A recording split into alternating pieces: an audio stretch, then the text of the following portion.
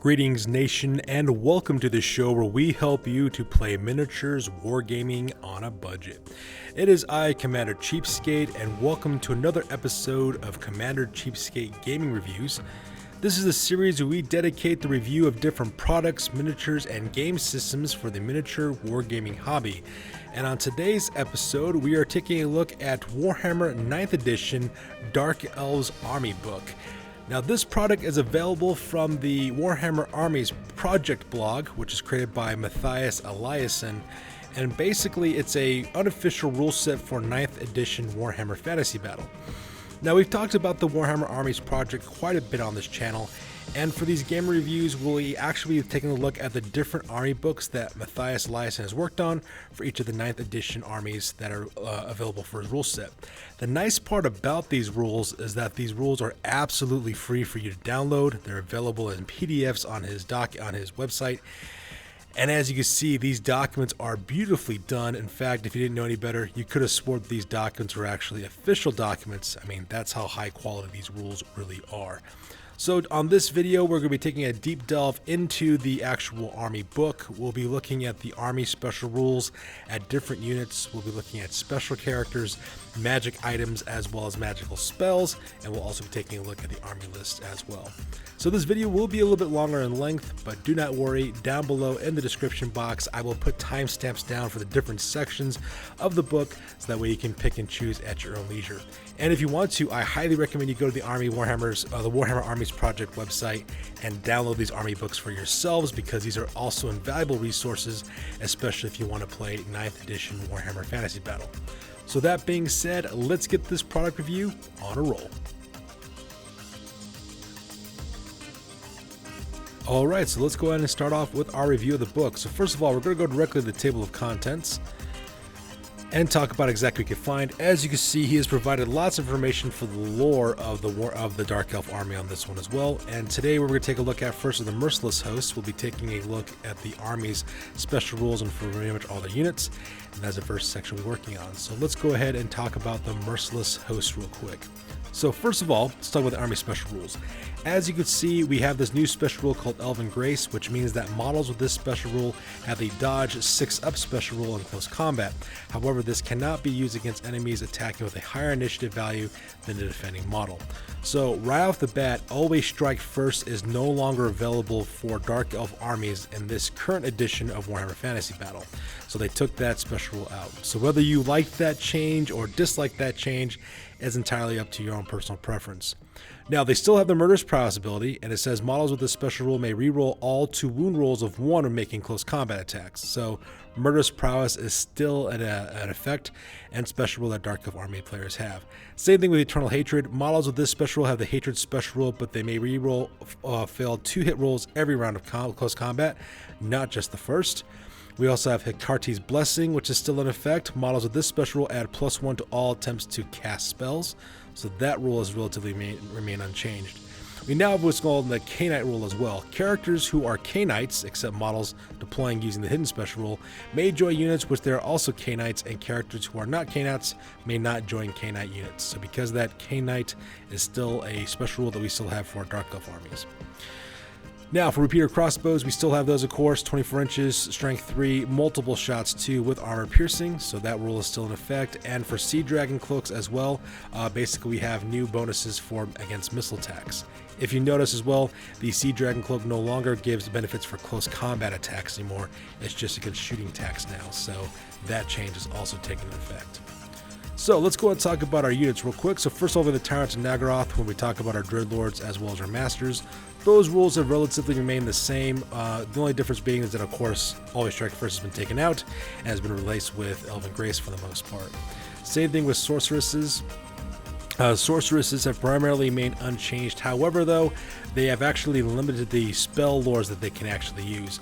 Before, they could use either dark magic or any of the 8 lores of magic from the basic rulebook. Today, though, on this new edition, they can only take spells from the lore of fire, metal, heavens, beast, shadow, death, or dark magic. So life magic, for example, they don't have access to, or light magic anymore. Now, whether you agree with that change or not, this is a new change they made for the 8th edition rules, so it kind of makes sense why they actually changed up the lores that they could use, just because Dark Elves are traditionally more offensive rather than defensive in their gameplay. But at the same time, though, I can understand why people might be upset if they took away some of their spell lores as well. So continuing on, we talk about Beastmasters now. So Beastmasters have actually been nerfed just a little bit. I'll talk about that why here in a second. So as you can see here, their stats have changed by a little bit. The leadership is no longer leadership 9, it's now leadership 8. And the reason why they've been nerfed a little bit is because they no longer have to take a Manticore or a Chariot as their base value now. So they've also been downgraded from Lord choices down to hero choices as well. And we'll talk about that a little bit more when we get into the army list portion of the video as well. They still have their beast slaver abilities, so that part hasn't changed at all. Same thing with the Scourge Runner chariots. Those haven't changed at all either, so those are still pretty good. Now let's talk about Disciples of Cain. This is a brand new unit that is unique to the Dark Elves in this case. So as you can see, they have 5 movement, 5 weapon skill and ballistic skill, 4 strength, 3 toughness, 2 wounds, 6 initiative, 2 attacks, as well as leadership 8. They have the Elven Grace, Hatred of High Elves, Cainite, and Murderous Prowess rules. And now they have what's called Blood Rites. Blood Rites, a disciple of Cain, it knows 3 Blood Rites listed below. Blood Rites are innate bound spells at power level 3. Blood Rites are augment spells that target the disciple and their unit. For each unsaved wound caused by a disciple in close combat, they gain a +1 to cast in their next magic phase for a maximum +3. So these guys are definitely very much kind of like your dark side version of Lore Masters, I guess. So we have Restore Essence. The disciple and their unit gain the Regeneration 5 special rule until the start of their next magic phase. We have the Fist of Cain. The disciple in the unit may reroll all failed rolls to hit and to wound in close combat until the start of the next magic phase. And we also have Reed Soul. One enemy unit in base contact with the disciple suffers D6 strength 3 hits and suffers -1 to their strength until the start of their next magic phase. So very, very powerful abilities for this character. So it's kind of cool to see that taking place with that character. Cainite Assassins have remained relatively the same, so we're not going to talk about that too much. The major difference for them, though, is that they actually have access to abilities as well as different poisons in their army lists, and we'll talk about that a little bit more when we get to magic items as well as magic for this army. So let's talk about Dark Elf Warriors. They've relatively remained unchanged. We still have our Dread Spears as well as our Dark Shards and Bleak Swords, but now what we have is a brand new unit called City Guard. Well, I shouldn't call them brand new. They've always been around since the 4th edition of Warhammer Fantasy Battle. In fact, this is actually a really cool unit. It's actually a mixed unit when it ends up happening. What ends up happening is that up to half of the first rank, the first full rank of the unit is actually armed with repeater crossbows, while subsequent ranks behind them are armed with spears. You saw this unit in the 4th edition of Warhammer Fantasy Battle. It makes it a very versatile unit where they can shoot and still fight in close combat pretty effectively. And that was actually a pretty cool unit. In fact, when I used to play Dark Elves in 4th edition when I was a kid, I really liked using City Guard units because they're just really cool in my opinion. They just look really awesome. So it's really awesome to see that rule mechanic coming back again, which is kind of cool. Now for Black Ark Corsairs, going to talk about those guys real quick. So Black Ark Corsairs, they've relatively stayed the same, except in their army list now they can be counted as skirmishers. So that is really cool. And same thing with Black Ark Fleet Masters. They have pretty much stayed the same for the most part as well. So that part's kind of neat. But at the same time, though, they can also skirmish as well. And we'll talk about that a little bit differently here when we get to the actual army list section. Now, we have a brand new unit called Slaves. This is a brand new unit that is added to the Dark Elf rulebook. As you can see, Slaves are actually really horrible stats. They got movement 4, 2 weapon skill and ballistic skill, 3 strength, 3 toughness, 1 wound, 3 initiative, 1 attack, leadership 4. They do have 1 slave master, which is a dark elf with typical dark elf rules as well. The dark elf slave master has Elven Grace as well as Hatred of High Elves and Murderous Prowess, but the slaves have the expendable rule as well as the Vanguard rule. So that part's kind of nice as well.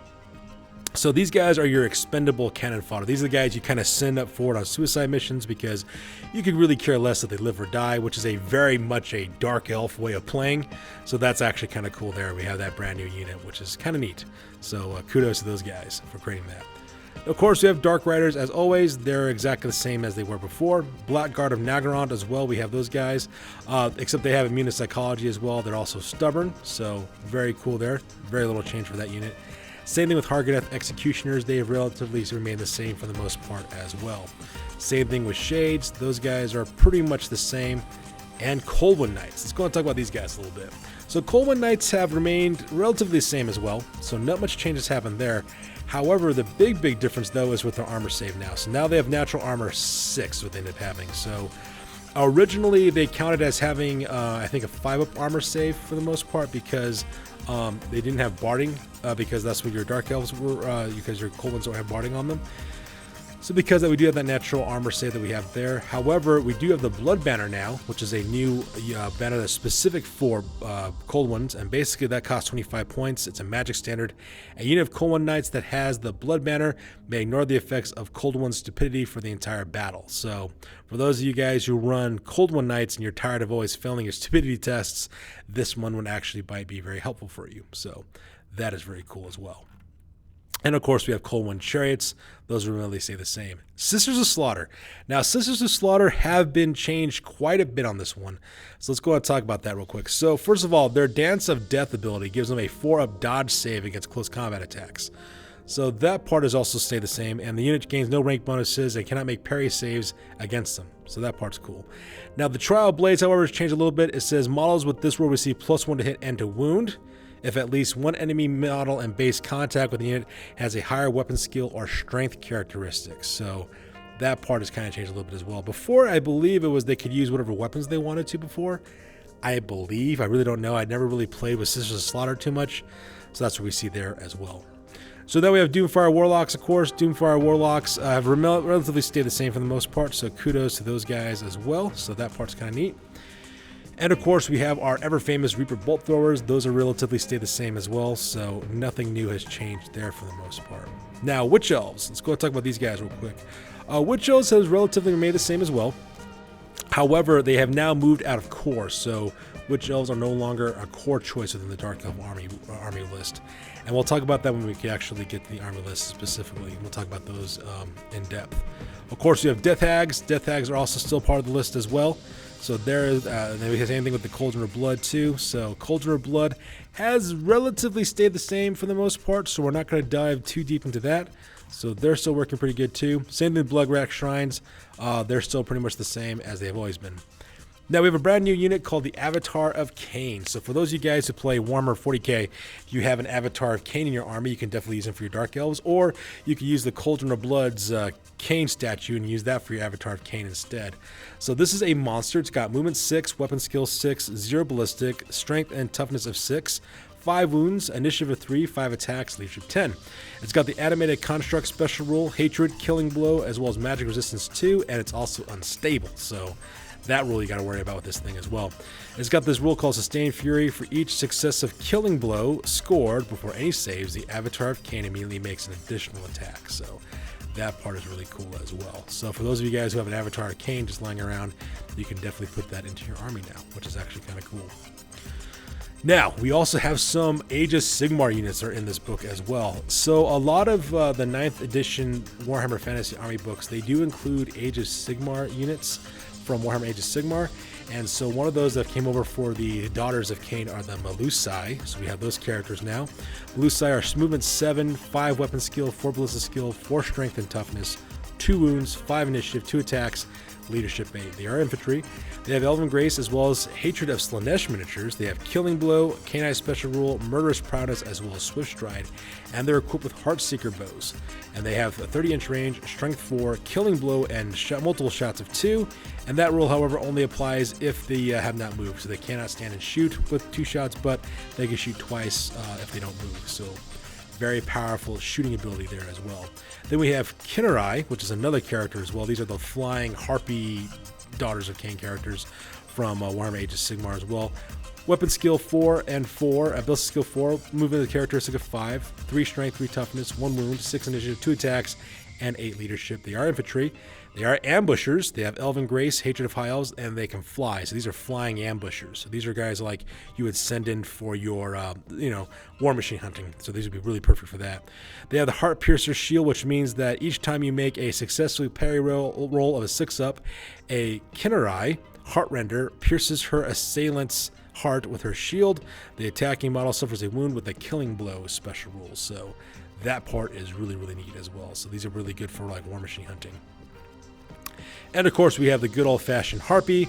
These are creatures, of course, that are pretty much expendable and they fly. They've always fulfilled that really niche role within Dark Elf armies as well. So now let's talk about war hydras real quick. And people who don't like high elves don't like war hydras, and we'll talk about those real quick here. So the stats have relatively remained the same for the most part. They did drop, I think, down to 5 wounds instead of 6, so that's there, but they do have 8 attacks, so, you know, that's also there as well. Also, your Beastmaster apprentices also have stats now. Before, you would have little Beastmaster characters in the back of your War Hydra bases, but they serve no purpose aside from being basing decorations.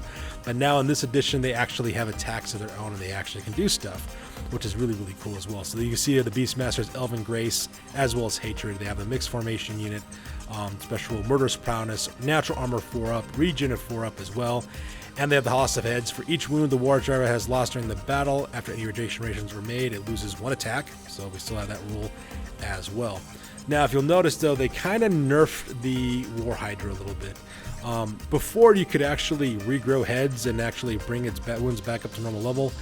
That has been taken out, which is a tragedy because, let's face it, that's the lore of a Hydra. And, you know, but this is what happens when you listen to a bunch of whiners who are like, oh, balance, balance, oh, God, balance. And so they took it away. So that part's kind of sad.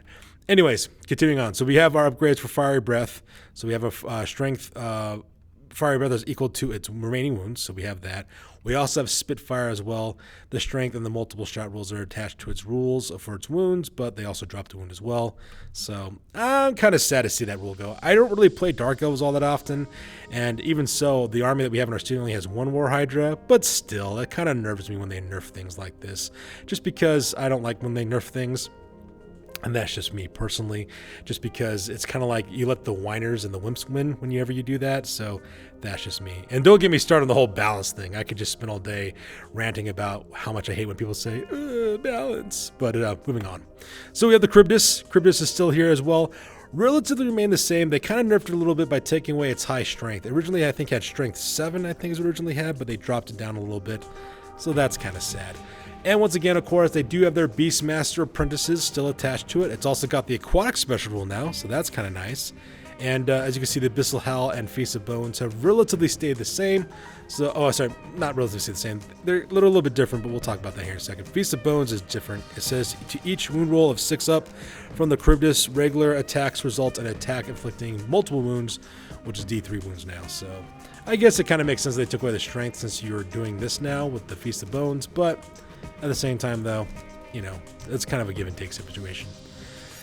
Now, Dark Pegasi are still exactly the same rules as they were before, so that part's cool. Manticores have changed slightly. So, Uncontrollable Rage is no longer on there. Same thing with Blind Fury and Ironhard Skin. They took those upgrades away from Manticores. Now they only have Fly, Frenzy, and Killing Blow. And that's all they have for them. I was kind of sad to see that one go just because I like the idea of these things just kind of going crazy and attacking things right off the bat. But, you know, there's also give and take when it comes to that as well. I'm kind of sad they took away its armor save with the Ironhide Skin as well as the additional attacks from Blind Fury. Maybe they did that because they wanted to create balance. But, you know, whatever the case may be, it's okay. I'm all right with that rule change. Not such a big deal. Now, Black Dragons, of course, have remained pretty much the same. Their Noxious Breath, I believe it was Strength 2 originally, I think. Or am I getting that confused with Forest Dragons? Anyways, it's a Strength 3 attack as well. You got -1 penalty to their weapon skill and ballistic skills until the end of the following turn because of that. So they relatively remain the same for the most part as well. And that pretty much makes up the army list on this one. So the next thing we're going to talk about next are the special characters.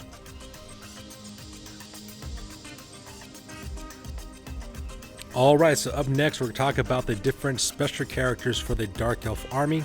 First off, we have Malekith, the King of Nagaron. So let's go and talk about him real quick. As you can see, awesome stats, also rides a Black Dragon. He's still a special character. He's still the Supreme General of his army, level 4 wizard from the lore of Dark Magic. He very much still has that as well.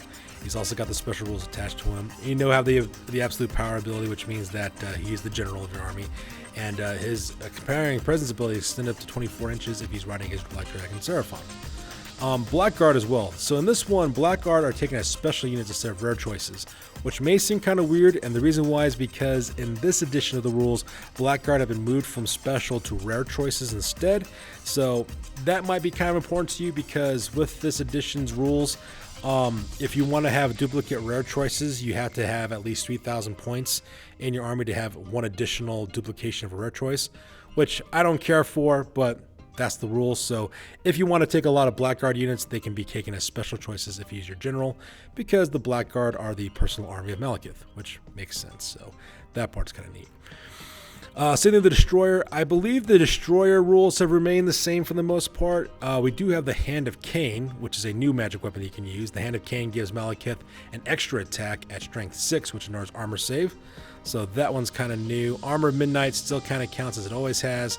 Same thing with the Supreme Shield and the Circle of Iron. Those remains the same for the most part. Same thing with Morathi, the Hag Sorceress of Grand. She's relatively stayed the same, I believe. Like I said, I don't really play Dark Elves too often, so I think that's pretty much how it works for the most part. She's relatively stayed the same on that one. If that is not the case, you can of course take a look at the document and compare it with what you've seen from 8th edition. So she's relatively remained the same in my opinion. Nally's Darkblade as well has relatively remained the same for the most part. He still has the not just a dumb brute special rule. So that part's still in effect, which means that your Cold One Knights are no longer subject to stupidity. That could be helpful if you have multiple units of Cold One Knights. Well, let's say you have one with the Blood Banner, so that way they lose their stupidity rules, and then you have this guy and another unit of Cold One Knights. That could be kind of useful, I suppose. But, you know, if you're just taking this character just for that ignoring stupidity rule, you're just better off getting the 25 points for your Blood Banner instead, for the most part as well. Unless, of course, you like the lore of Nally's Darkblade, then by all means, take him. It's an interesting character nonetheless. Crone Hellebron, the Blood Queen of Hargoneth, she remains relatively the same as well, I think, for the most part, so she's good there. So now we have a brand new character. I'm really excited they brought this guy back. His name is Rakarth, the Beast Lord Rakarth of Clarkarond. They brought this guy back. Now, when I used to play Dark Elves for a little while, I actually just took a Beast Master and I just made him the army my general, put him on a mana core, and I gave him this name because this guy was a 4th edition special character. Back when I was a kid, I really liked that miniature. In fact, I kind of did some conversion work on my Beastmaster so that way he looked like him using a whip and everything. Well, they actually brought this character back for 9th edition, so that part is really, really cool. Let's go ahead and talk about him real quick. He's got 5 movements, 6 weapon skill and ballistic skill, 4 strength, 3 toughness because he's an elf. He's got 2 wounds, 6 initiative, 3 attacks, as well as 9 leadership. He's also a hero character. He's also riding his Black Dragon Brachus, which is also kind of cool too. He's still got the Beast Slaver rule, which is great. Hatred of High Elves, Fly, Murderous Prowess, Natural Armor 3 up because of the Dragon's riding, as well as Noxious Breath. He's also got the Beast Lord ability, which means that any friendly monsters within 12 inches of Rakarth, treat him as having the Hold Your Ground special rule. So if you're a monster-heavy army, this could actually be really cool. Now for his magic items, he has the Whip of Agony. It is a magical weapon that gives him a +1 strength in close combat. In addition, at the beginning of any close combat phase, Rakarth may make a special attack with the Always Strike First rule. If this attack causes an unsaved wound but does not kill the target, it is overcome with pain and must roll 6 to hit in that round of close combat. So could be really good, especially if you use it against monsters or if you use it against special characters or against heroes, which is really cool as well. And we have the Beast Armor of Clarkarond. It's a full plate armor, gives him a 3-up war armor save, I believe, with plate armor rules, and it also gives him +2 to his armor save. Oh, there we go. I'm sorry. This armor gives Rakarth 2-up to his armor save. There we go. So that's what he ends up having for that one. So very, very cool to see that coming back in the army. Of course, we have Shadowblade, the Master of Assassins, the Death that walks unseen. He relatively remains the same as well, so not much to go into that one. Like I said before, he has this Gift of Cain special rule. He's got Dance of Doom, Hand of Cain, and Touch of Death. These are actually rules that have been used for Cainite units, and we'll talk about that a little bit more in detail when we get to the magic items, as well as the spells in this one as well. So continue on, we got Lokir Felhart. He's still available as well. Relatively, once again, may remain the same for the most part. Same thing with Curran Darkhand, Captain of the Blackguard. He's relatively the same. Same thing with Talaris Dreadbringer. He's pretty much the same as well as he was in 8th edition. So now that we're done with the special characters, we're going to move on to our magic as well as magical items.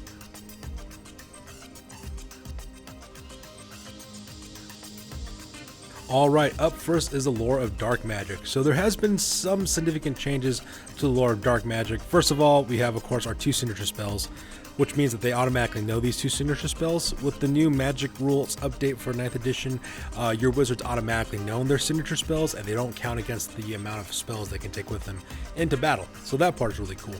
Another huge change is, of course, has been made to Spiteful Conjuration. So we actually have a huge role on this one. So let's talk about this. It says, when a wizard successfully casts a hex, magic missile, or direct damage spell from this lore, the spell is not dispelled and the casting roll contains any doubles. The spell's target suffers 2d6 strength 3 hits. So before it used to be, I think, strength 1 or 2 hits, but now it's strength 3. If the casting roll contains any triples, the target spell instead suffers 3d6 strength 3 hits. In either case, the hits are resolved after the spell has been resolved. So Spiteful Conjuration, very, very damaging spell, which also makes sense because dark magic, it's all about killing, and so that makes sense as well. And as you see here, most of the spells remain the same. They do have some different names now, like, what's it called? Ancon Rogar instead of the Soul Stealer. They have that, for example, and Troesh, the Word of Pain. But aside from that, though, mainly cosmetic changes, but they relatively stay the same in my opinion. Now, as you see here, we have the brand new list called Gifts of Cain. The assassins and witch elves of Cain have access to many exotic weapons, poisons, abilities, and unique artifacts. These are the most well-kept secrets of the temple, and they are never taught to outsiders. Many of the blades carried by assassins and witch elves have been envenomed, for the lore of poison is well understood in the temples of Cain. These Gifts of Cain may be taken by certain models as indicated in the army list. Unless otherwise stated, these are not magic items. A model may not have multiples of the same upgrade, and any upgrade can be taken by more than one model in the army, which is kind of cool. So as you can see here, we actually have a bunch of different equipment. We also have some different attacks, as well as some upgrades for the character. For example, we have Rending Stars, which are multiple shot, strength 3 attacks. We have Dance of Doom. Enemies targeting the attack must reroll successful to hit rolls with missile weapons and in close combat. We have Poisons, as course. We still got Dark Venom, Manbane, as well as Black Lotus. So these are all very, very cool as well. These are different things that you can take up for your different units too to kind of help you out there. So like we have Touch of Death for 20 points. The model gains a killing blow special rule. The Rune of Cain. The model gains random attack D3 in addition to his normal attacks. We have Witch Brew, Death Hag, and Hag Queens only. This model and all models in the same unit gain +1 attack and can never lose their frenzy for the remainder of the game. However, they will automatically fail at any Berserker Rage test that they need to take. We also have Hand of Cain as well, which is one model in base contact chosen by a Dark Elf player loses 3 to their weapon skill for the remainder of close combat phase. This lasts no effect on models with immunity to psychology. We have Cry of War. All units in base contact must pass leadership tests at the start of the first round of close combat. If failed, they will only hit on 6s this round. So very important and very powerful abilities here. We have our toxins here. Dark Venom gives you multiple wounds of D3, very powerful, especially good for killing characters. We have Manbane. A model with Manbane will automatically wound on a 2-hit roll of 6 up, which is funny because this is like going back to the original poison attacks that we have here. With the new addition rules for 9th edition Warhammer Fantasy Battle, whenever you have poison attacks, it gives you a +1 to wound is what it does. So, you know, it's kind of cool. Then we also have Black Lotus, which is for each unsaved wound a character suffers from a model equipped with Black Lotus, that character suffers a -1 penalty to their leadership for the rest of the game. So, very interesting with these Gifts of Cain. These are some brand new mechanics that we can use for the Dark Elves in this case. And then, of course, we have the Black Armory, which are magic items. Hydra Blade still remains the same for the most part, except now that it gives you D6 additional attacks. That's it. There's no really severe penalty for using it, so very cool there. We also have a brand new magic armor item, Armor of Living Death, which is 45 points. It's heavy armor. The wearer gains +1 toughness and +1 wound. However, they also become subject to stupidity. If mounted on a cold one, they must re-roll successful stupidity tests. So that's kind of cool. It's like zombie armor, which is kind of neat. We have the Black Amulet, of course, for a ward save. We got the Chill Blade, automatically wounds, and has ice attack special rule. So that part's kind of cool. We have the Ring of Hotek, magic resistance 3. So that's remained relatively the same as well.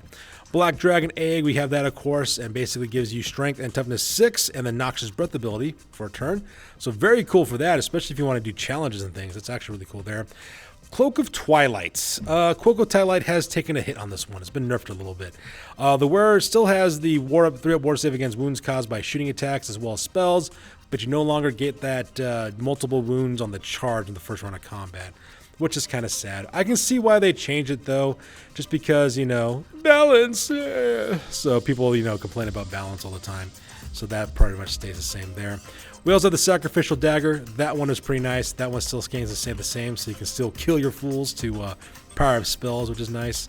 And of course, you have the Banner of Nagaroth, which is 50 points. All friendly units with a Murderous Prowess special rule within 12 inches of this banner gain the Hatred special rule against High Elves, and instead gain the Eternal Hatred special rule. So, kind of nice buff to Hatred for the most part. So, that part's kind of neat. So now that we're done talking about the magic items as well as the spells, next thing we need to do now is talk about the army list.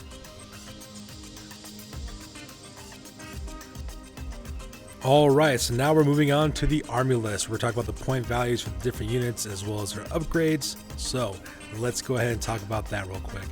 So starting off with our point leaders for our lords, we have Malekith, of course. He's about 510 points. As you can see here, you can ride his dragon for 320 points on top of that, which means that he'll be, what, 830 points just by himself. So very, very impressive for the point value on that guy. So that's actually kind of crazy too.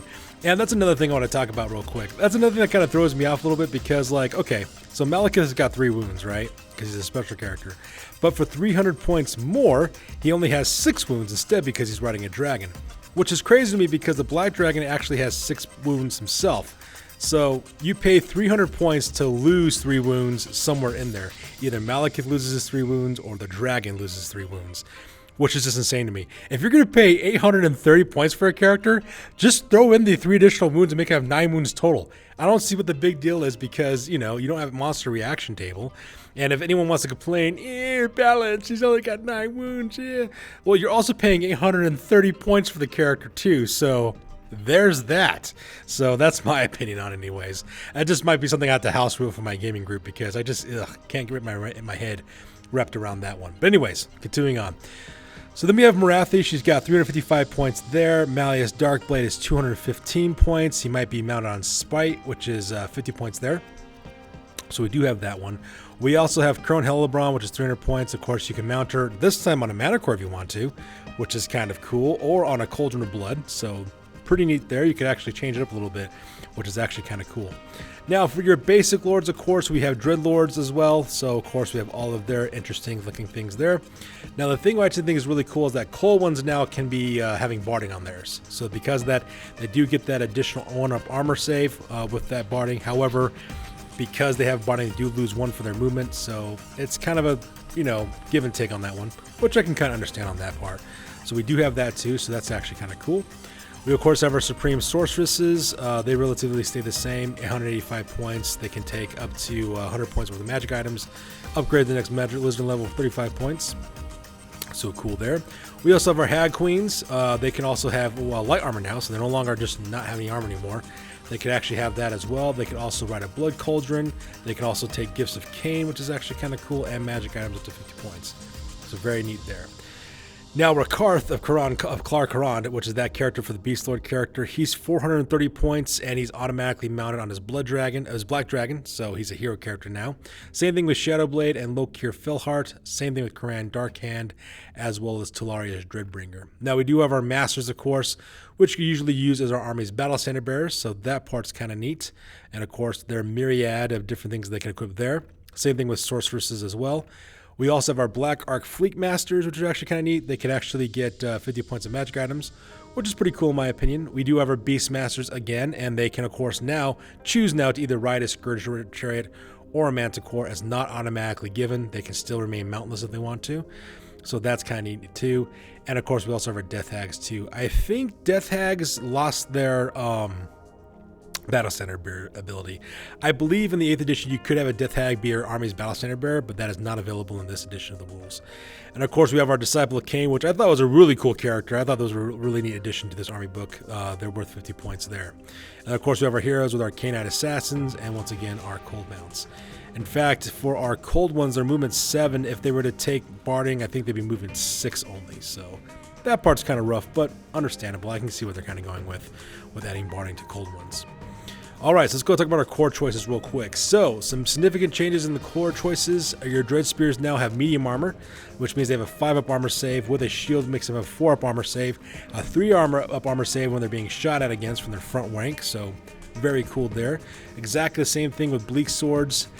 Dark Shards could also be equipped with shields now, which is also kind of cool. However, Dark Shards did lose their ability to carry magic standard, so that part's kind of sad. Same thing with the Dread Spears. They can no longer carry a magical standard either. So that part is kind of sad to see that one go too. After that, of course, we have our City Guard unit, which is really cool. I really like this, bringing back this new addition. These guys are worth 9 points per model. It says half of the models in the unit, rounding down, must replace their spears with rapier crossbows. Those guys cost 3 points apiece, which makes sense. You know, they're Dark Shards. And of course, they also can take shields too, which is very, very cool there. So that part's kind of neat. Might actually be looking forward to actually using that again if I ever play Dark Elves again, which would be really, really cool. Now, continuing with our core units, we have our Blackguard Corsairs.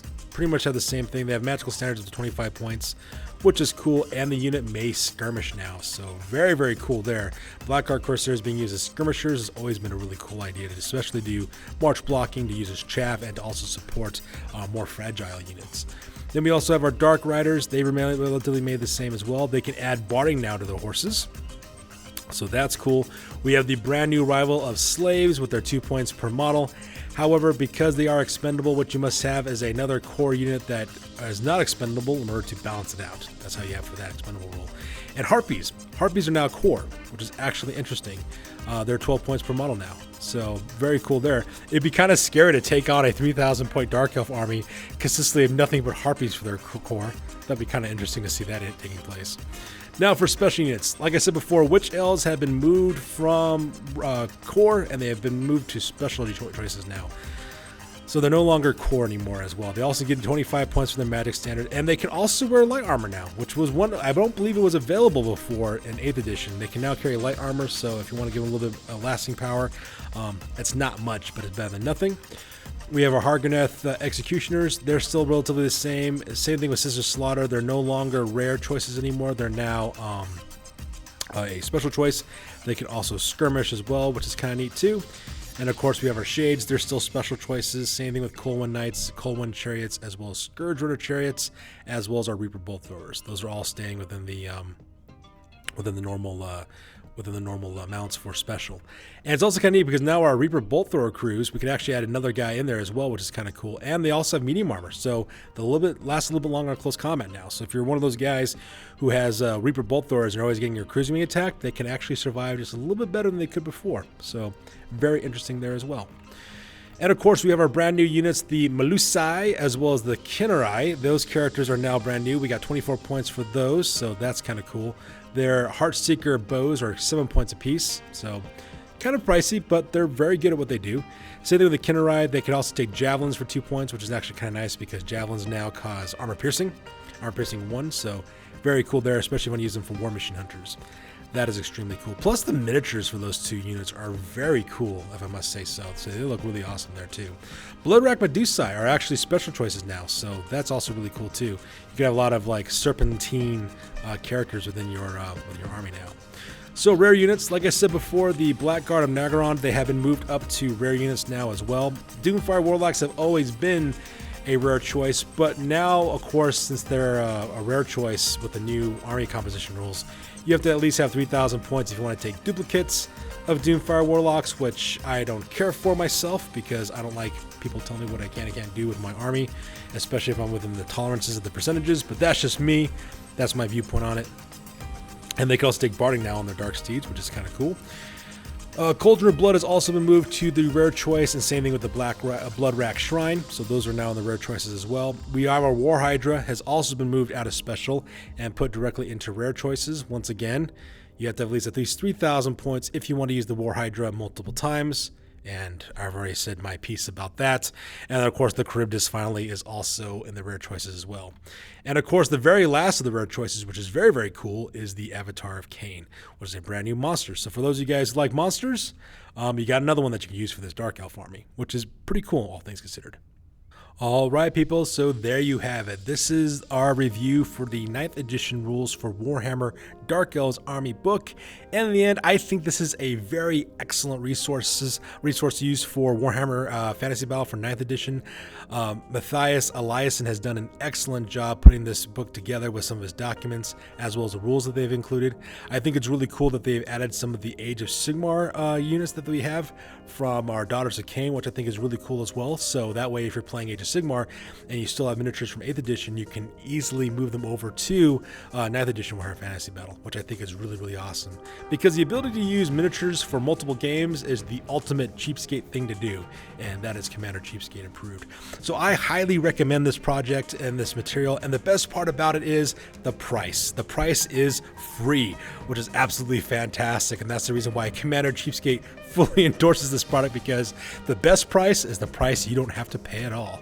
So there you have it, you guys. That's going to wrap up my review for the Dark Elves books for 9th edition Warhammer Fantasy Battle, made by the Warhammer Armies project with Mathias Eliasson. As always, please feel free to like, comment, and or subscribe. Your guys' input is invaluable to us as always. Also, check us out on Facebook, Instagram, as well as blogger.com for all the latest, greatest hobby news related to our channel. That's going to do it for this one, you guys. I will catch you guys on the next one. Peace out and stay classy.